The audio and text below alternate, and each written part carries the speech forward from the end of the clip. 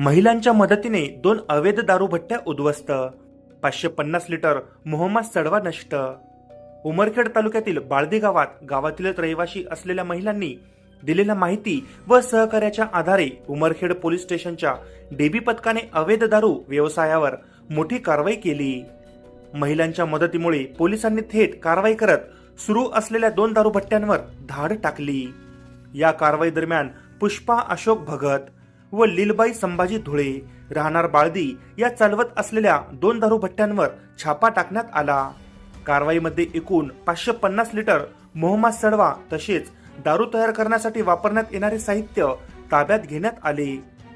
जप्त करण्यात आलेल्या मालाची किंमत अंदाजे 19,250 रुपये असल्याचे समोर आले। पोलिसांनी घटनास्थळी आवश्यक सॅम्पल काढून घेतल्यानंतर उर्वरित मोहम्मद सडवा व दारू तयार करण्याचे साहित्य जागेवरच नष्ट केले। ही कारवाई सहाय्यक पोलीस निरीक्षक व्यंकट गंगलवाड, पोलीस उपनिरीक्षक शरद लोहकरे, चंदन जाधव, दिगंबर गीते, संघशील टेंबरे यांनी केली आहे।